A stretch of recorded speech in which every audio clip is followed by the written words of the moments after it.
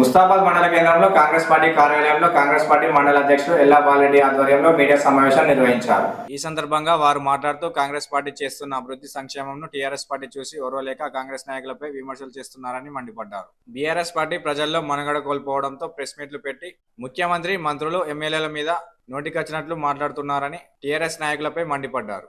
ఈ కార్యక్రమంలో కాంగ్రెస్ పార్టీ పట్టణాధ్యక్షులు గజ్జల రాజు, జిల్లా నాయకులు లింగంపల్లి ఎల్లాగౌడ్, కాంగ్రెస్ నాయకులు, కార్యకర్తలు పాల్గొన్నారు. కూడా ఇక్కడ దిక్కులేడు, మనకి సోయినదా, మరి వాళ్ళకి సోయినదా, మీకు సోయినదా అర్థమైతలేదు. అంతేగాని పిచ్చి పిచ్చి మాటలు మాట్లాడితే ఆగయ్య నిన్ను పొట్టు పొడుదంతా నేను చెప్తున్నా.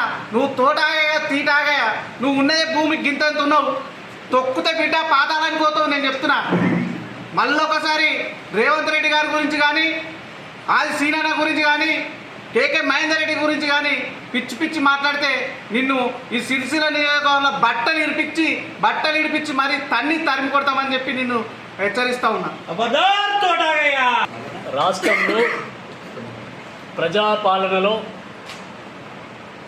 సంవత్సరం గడుస్తున్న సందర్భంగా విజయోత్సవ సభలు నిర్వహిస్తూ ఉంది ప్రభుత్వం. మరి ప్రభుత్వం ఏం సాధించింది, మరి వారు ఇచ్చిన 6 గ్యారెంటీలను అమలు పరుస్తలేరు అని చెప్పి నిన్న జిల్లాకు సంబంధించినటువంటి బీఆర్ఎస్ నాయకులు పత్రికా సమావేశం నిర్వహించారు. కళ్ళు కనిపిస్తలేవా తోట ఆగయ్య గారని నేను మాట్లాడుతూ ఉన్నా.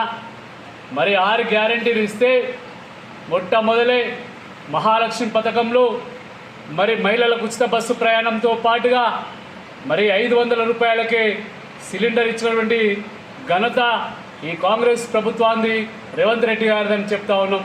మరి వారంలో 4-5 రోజులు ఈ ప్రాంతంలోనే ఓడినప్పటికీ ప్రజల్లో మమేకమై ఇక్కడ సమస్యలను తీర్చడానికి అన్ని విధాల ప్రయత్నం చేస్తున్న కేకే మహేందర్ రెడ్డి గారిని పట్టుకొని వ్యక్తిగతంగా మాట్లాడితే బీఆర్ఎస్ పార్టీ నాయకులే కానీ ముఖ్యంగా ఈ జిల్లా అధ్యక్షుడు తోట ఆగయ్య గారికి హెచ్చరిస్తూ చెప్తా ఉన్నా, వ్యక్తిగతమైన విధంగా మీరు మాట్లాడితే మీరు దెబ్బల పరిస్థితి వస్తుందని చెప్పి చెప్తా ఉన్నాం.